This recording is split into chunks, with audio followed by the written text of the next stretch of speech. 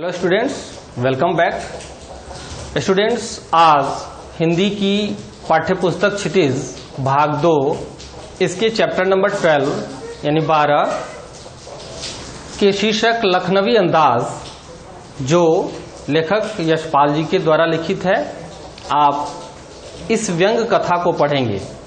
बच्चों, ऐसे तो कहानियों के कई प्रकार होते हैं, मैंने पूर्व की क्लास में आपको बताया है। और तो कहानियों के जब विभिन्न प्रकार हैं, जैसे यात्रा वृत्तांत है, व्यंग है, हाँ किसी धर्म ग्रंथ से जुड़ी कहानियां हैं, जातक कथा है, तो बहुत प्रकार की कहानियां आपको पढ़ने के लिए मिलते हैं। और यहाँ जो आपको चैप्टर नंबर 12 में लखनवी अंदाज इस कहानी को पढ़ रहे हैं, यह एक व्यंग है।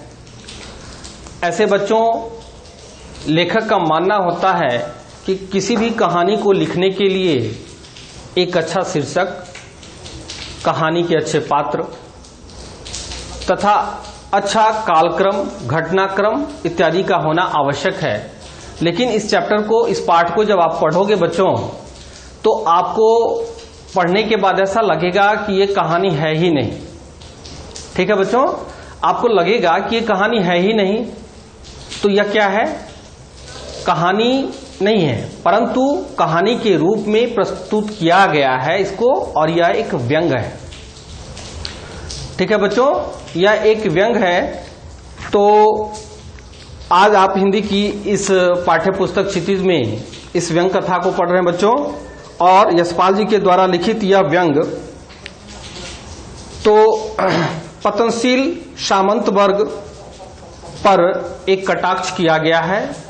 सामंत वर्ग कहने का मतलब किस प्रकार सामंत जो पूर्व में हम पर शासन किए, हमारे देश पर शासन किए, और आज भी वह अक्खर स्वभाव, वह दिखावा उनमें व्याप्त है।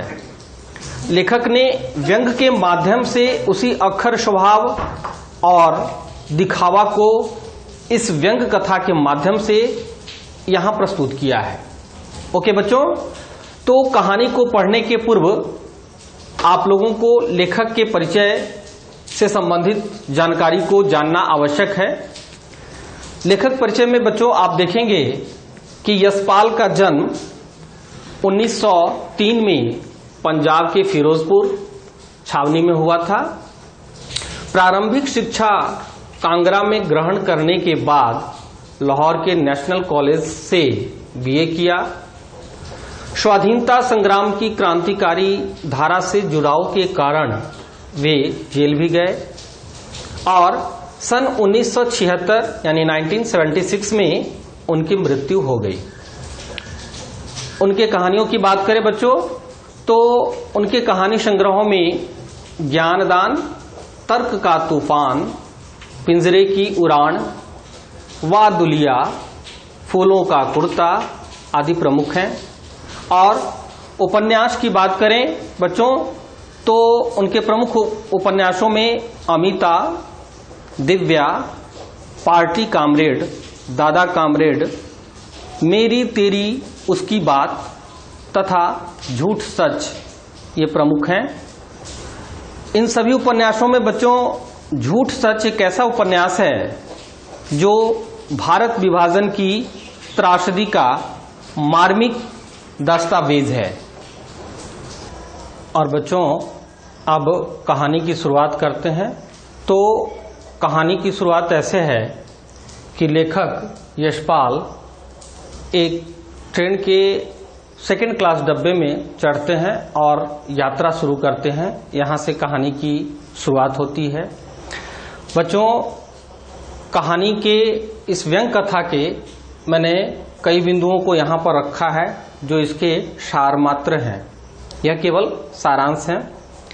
तो सबसे पहले आप इसके सारांश को देख लें कि लेखक का जल्दी जल्दी में ट्रेन के सेकंड क्लास डब्बे में चढ़ना। दूसरा, एक बर्थ पर लखनऊ की नवाबी नस्ल के एक सफेद पोश सज्जन का पालथी मारे बैठना। और तीसरा, सामने दो ताजे चिकने खीरे तौलिए पर रखा होना।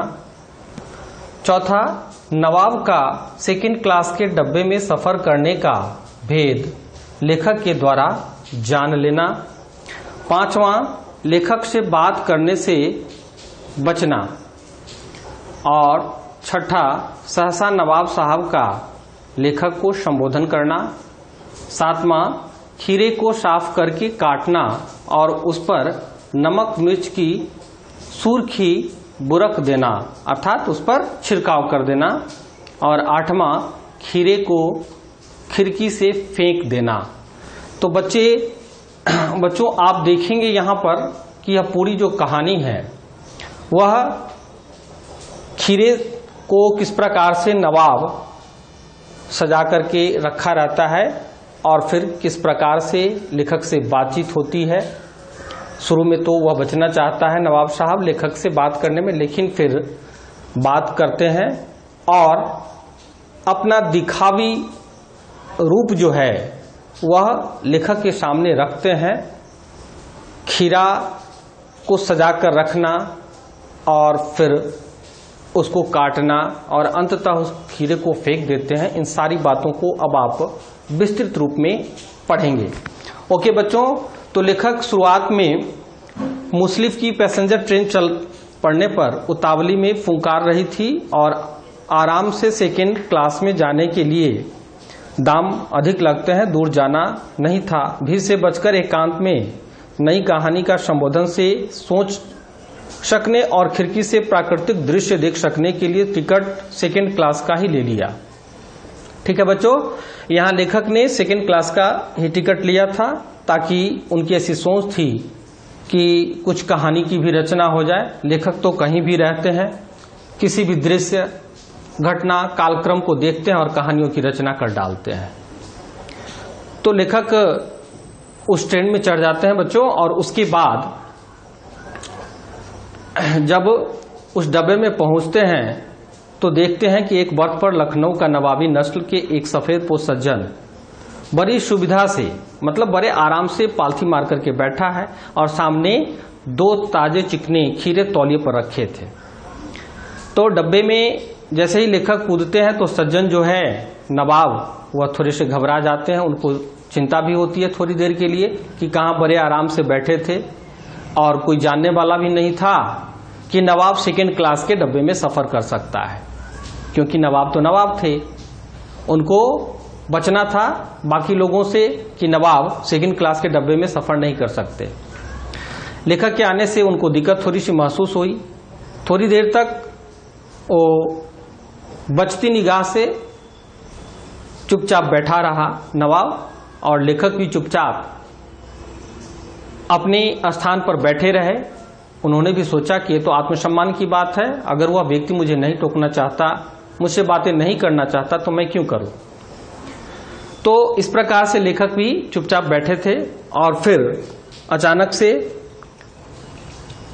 लेखक की तरफ नवाब देखता है और उनको संबोधन करता है और क्या कहता है कि आदाब जनाब, खीरे का शौक फरमाएंगे। मतलब यह कि क्या आप खीरा खाएंगे। नवाब साहब सहसा भाव परिवर्तन उनको अच्छा नहीं लगा कि किस प्रकार से अचानक नवाब के भाव बदल गए। लेखक ऐसा सोचते हैं तो ये चीज लेखक यशपाल को अच्छा नहीं लगता है। तो फिर आगे कहता है नवाब कि आप शराफत का गुमान बनाए रखने के लिए हमें भी मामूली लोगों की हरकत से लथेड़ लेना चाहते हैं। तो जवाब दिया, शुक्रिया कि भला शौक फरमाएं। बच्चों यहाँ आप देखेंगे कि इस व्यंग कथा में आपको बहुत सारे उर्दू शब्दों का भी प्रयोग किया गया है। कई जगहों पर उर्दू शब्दों का इस्तेमाल किया गया है, इस कहानी में उपयोग में लाया गया है।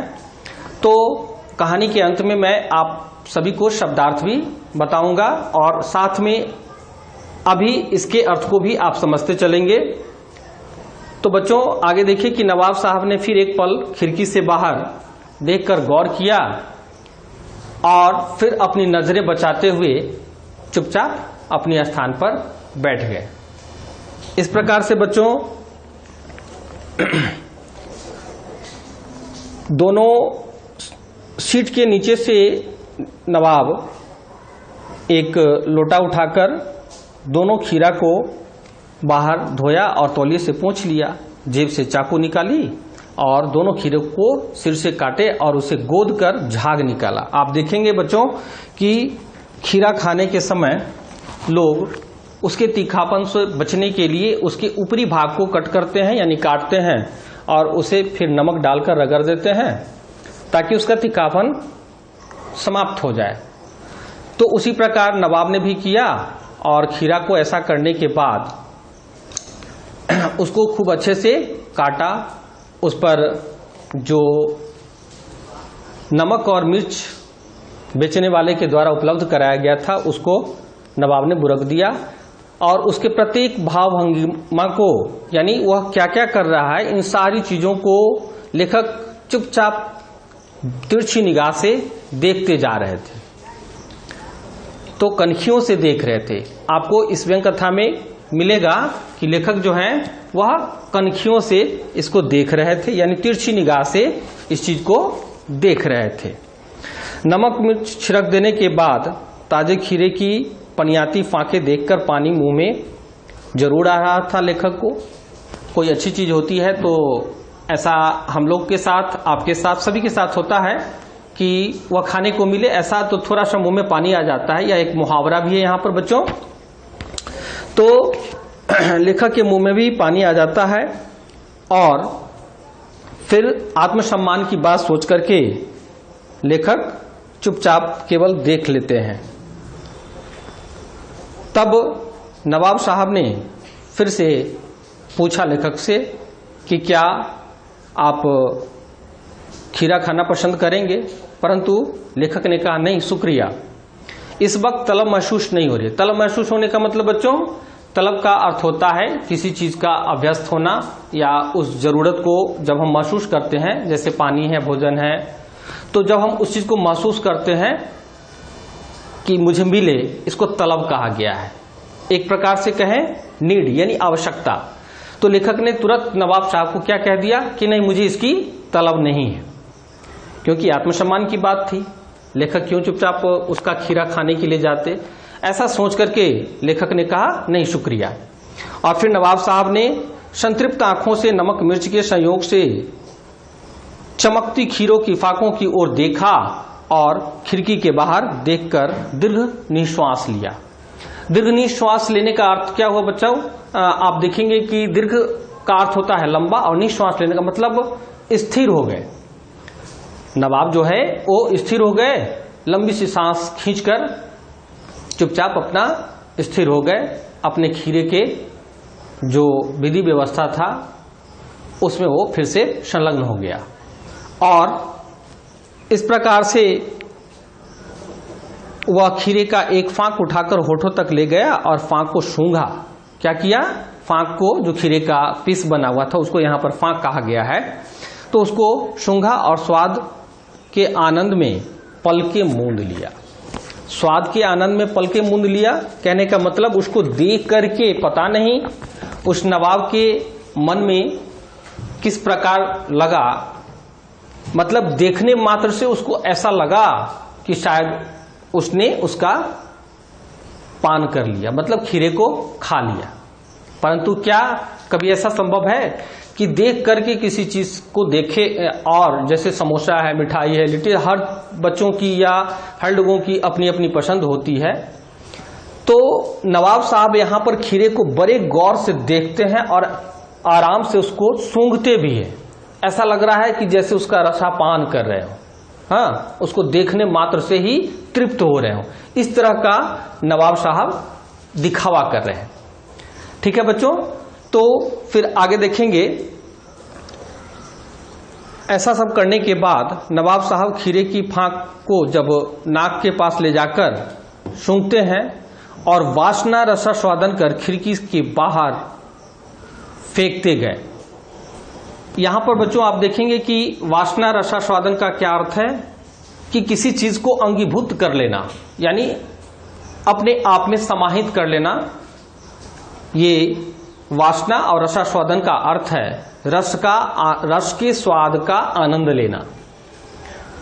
तो नवाब साहब ने भी ऐसा किया, उस खीरे को बड़े आराम से निहारे, देखते रहे और ऐसा लग रहा था कि मात्र देखने से ही उनको सब उस खीरे का जो काम है कि हम उसका भक्षण करें, खाएं, वो हमारे पेट में जाए, तो वो तो खा नहीं रहे हैं, बस उसको देख रहे हैं और उसका रसास्वादन कर रहे हैं। और अंततः क्या करते हैं नवाब साहब कि उस खीरे के टुकड़े को, जो फांक था, उसको बारी बारी से यानी एक एक करके खिड़की से बाहर फेंकते गए।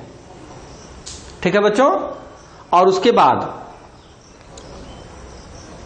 उन्होंने यानी नवाब साहब ने अपने हाथ और होठ पोंछ लिए और गर्व से गुलाबी आंखों से लेखक की ओर देखने लगे, मानो जैसे कह रहे हो कि यह खानदानी रईसों का तरीका है। ठीक है बच्चों, यहां आपको कैसा अनुभव हो रहा है? अरे जब हमने पैसे लगाए, खीरा को खरीदा, तो हम उसको खाएंगे, परंतु नवाब ने ऐसा नहीं किया। नवाब ने क्या किया? केवल सूंघा, उसको देखा, बड़े आराम से उसको खूब अच्छे से शुरुआत में धोया, काटा, नमक मिर्च बुरकी और अंततः उसको फेंक दिया।